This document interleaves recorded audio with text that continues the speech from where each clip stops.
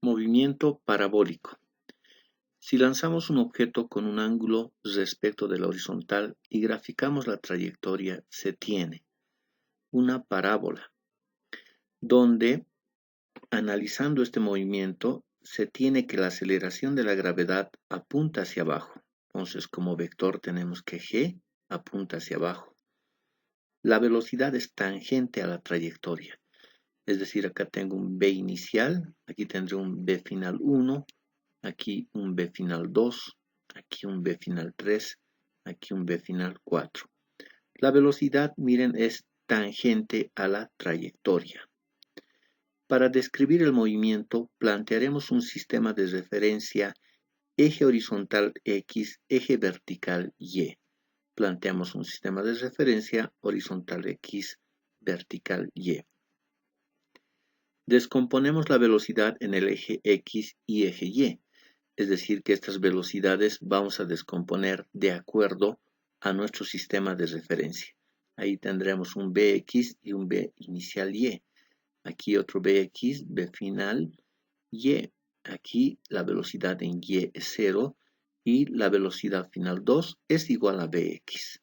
Aquí descomponemos igual una componente vertical, otra componente horizontal, componente vertical, componente horizontal. Ahora, analizando en el eje X, no se presenta un vector de aceleración. La aceleración de la gravedad es vertical. Por tanto, la velocidad en el eje X es constante. Es decir, que esta velocidad Bx, Bx, Bx, Bx, Bx es la misma velocidad para todos los puntos de la trayectoria. Y se tiene un movimiento rectilíneo con velocidad constante, es decir, un MRU. Podemos analizar la sombra en realidad de la partícula. En este caso tenemos un baloncito. Entonces, llega aquí, su sombra en el eje X va a llegar aquí. Cuando el balón llegue aquí, su sombra avanzará hasta aquí. Cuando llegue aquí, su sombra aquí. Es decir, este movimiento de aquí hasta aquí, su sombra se proyectará hasta aquí. De tal manera que esta sombra se desplaza con velocidad constante, con un MRU. Entonces, en el eje X tendremos ahí que es Bx, aquí tendremos una velocidad Bx y una coordenada de posición X1. Aquí tendremos un B final 2 que es igual a Bx y una coordenada X2. Aquí una X3, aquí una X4 y aquí una X5. Es decir que cuando el balón haga este movimiento, como les decía, su sombra se proyectará de esta manera. Entonces, como G es hacia abajo, en el eje X se va a cumplir la ecuación de un MRU, XB por T, solo que acá tenemos Bx por el tiempo. Analizando el movimiento vertical, tenemos que si el balón está aquí, tiene un B inicial Y, cuando esté acá va a tener un B final Y y un Y1, cuando esté acá un B inicial 2 y un Y2, cuando se ubique acá B final 3, un Y3, y cuando esté acá un B final 4 y su coordenada de posición que será en este punto 0 en Y. Y si está más abajito tendremos un B final 5Y en el eje y una coordenada Y5. Como G es hacia abajo, entonces estos vectores son afectados por lo que es G, ¿ya? Y en el eje Y tendremos un MRV. Las mismas condiciones de caída libre. Miren, cuando el balón está aquí, su vector velocidad apunta hacia arriba, positivo. Cuando está aquí, ya no puede avanzar más, así que su vector de velocidad es 0, 0. Cuando está un poquito más allá, ya después de quedar un instante en reposo, entonces acá la velocidad apunta hacia abajo, por tanto será negativo. Es decir, que esta velocidad puede arrojar valores positivo, 0 y negativo. G siempre apunta hacia abajo, así que estará como G apunta hacia abajo, para este sistema de referencia será menos. Igual esta ecuación, tenemos el caso 0 cuando esté aquí, el caso positivo cuando esté acá, y el caso negativo, como es elevado al cuadrado, se volverá positivo. B inicial Y será positivo porque apunta hacia el lado del eje Y positivo. Y esta G será negativo, entonces porque G apunta hacia abajo. El detalle es Y que asumirá los siguientes signos.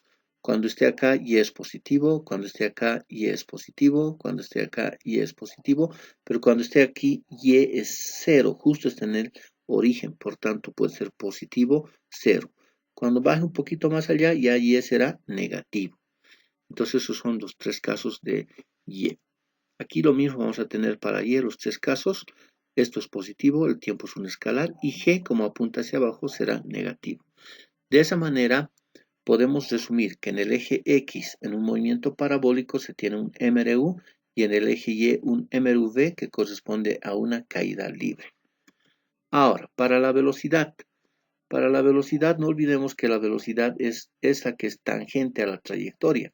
Entonces, tendremos un Bx, un B final Y, que podemos calcular con estas ecuaciones, de tal manera que la velocidad final será raíz de Bx al cuadrado más B final Y al cuadrado. La velocidad en cualquier punto se calcula mediante Pitágoras.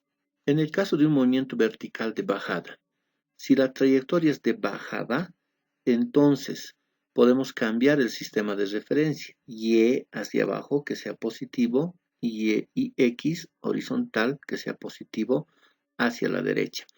Por tanto, aquí cuando se ubica en este punto, su vector velocidad apunta al Y positivo, su Bx también, al X positivo, y tiene una coordenada X1 y un Y1. Cuando esté acá igual, tendrá una coordenada X2 y un Y2, y sus vectores positivo, positivo, y G como apunta hacia abajo, también es positivo, de tal manera que en el eje X tendremos XBX por T, y en el eje Y todos los signos serán positivos.